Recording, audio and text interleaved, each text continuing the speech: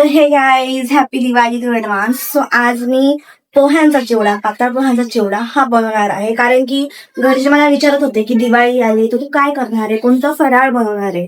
So आज माझं जे पहिलं फराळ असणार आहे ते आहे पातळ पोह्यांचा चिवडा. तुम्हाला पण माहिती आहे की दिवाळी येत्या 4-5 दिवसात येऊन जाईल, तर त्याच्या आधी फराळ हे खूप इम्पॉर्टंट आहे दिवाळीला बनवायला. सो आज मी पातळ पोह्यांचा चिवडा बनवणार आहे आणि तुम्हाला मी सर्व साहित्य दाखवते की मी काय काय बनवणार आहे. ठीक आहे, तर हे तुम्ही बघू शकतात.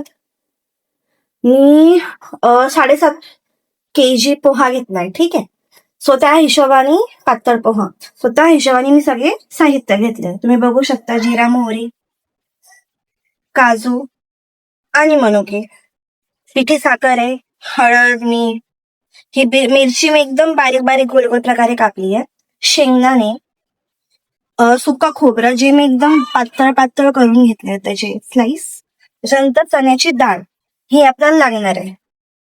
सो आता आपण बघूया की मी कशी बनवणार आहे, काय करणार आहे. ठीक आहे, तर ना मंडळी मी खूप नर्वस आहे आज, कारण की मी जो फराळ बनवणार आहे तो मी फर्स्ट टाइम बनवते. सो बघू तो कसा होतो कसा नाही, बिकॉज मला भीती वाटते बनवताना. मी कधी बनवला नाहीये फराळ, मी पण जस्ट युट्यूब व्हिडिओज बघून आणि जे माझ्या मम्मीने मला सांगितलं होतं मी त्याच हिशोबाने बनवणार आहे.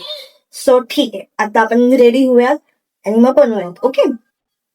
रुपेरी माळूत मनाच्या मनात येना, मनात येना, जवळ येना, मनात येना, जवळ येना.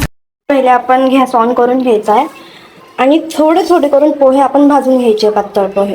तुम्ही बघू शकता मी 3च मुठी घेतलाय, कारण की आपल्याला एकदम आणि कमी आचेवर कमी आचेवर आपल्याला पोहे भाजायचे. ठीक आहे, लो फ्लेमवर, कारण की पोहे हे पातळ पोहे खूप लवकर करपून जातात, त्याच्यामुळे आपण एकदम हलक्या हाताने ते हलवत राहायचे. ठीक आहे, जोपर्यंत ते क्रिस्पी होत नाही तोपर्यंत. तुम्ही बघू शकता. तर गाईस तुम्ही बघू शकता पोहे भाजून झाले आहेत माझे. तर जर का मी पोहा हातात घेतला तर तो पटकन असा तुटतोय, म्हणजे तो एकदम क्रिस्पी झाला आहे. तर आता आपण याला एक परातीमध्ये काढून घेऊ थंड व्हायला.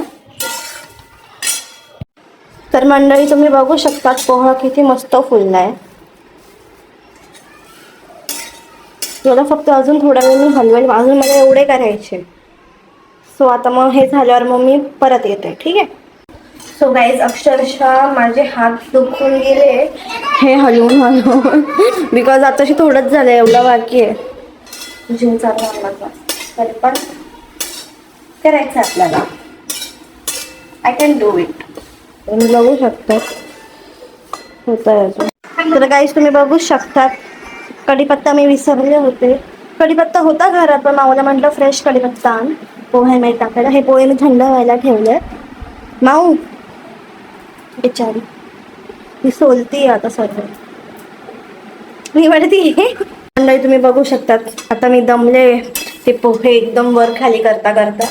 आता मग आली आघाडीवर माऊ. आता माऊ करते, तिला येत नाही, ती फर्स्ट टाइम करते. पाडशील हळूहळू अगं माऊ. तर मग मंडळी आपले पोहे भाजून झाले आहेत. आता आपण तेलामध्ये शेंगदाणे तळून घेऊ मस्त पहिले, मग आपण बाकीचे साहित्य टाकूया. पहिले आपण शेंगदाणे मस्त तळून घेऊ. रुपेरी माळूत मनाच्या मनात येना, मनात येना, जवळ येना, मनात येना, जवळ येना. तर तुम्ही बघू शकतात की आता सर्व पदार्थ माझे पोह्यांवर टाकून झालेले आहेत. तर त्याच्यामध्ये आपण हळदीची फोडणी देऊन हे सगळं साहित्य आपण आता एकत्र मिक्स करून घेऊयात. तर मग गाईज तुम्ही आता बघू शकता की पोहे अतिशय सुंदर आणि स्वादिष्ट दिसत आहे, की अगदी तोंडात बघून पाणीच येईल. तर गाईज थँक्स फॉर वॉचिंग, आणि माझ्या यूट्यूब चॅनलला सबस्क्राईब करायला, लाईक करायला विसरू नका. Thanks for watching guys.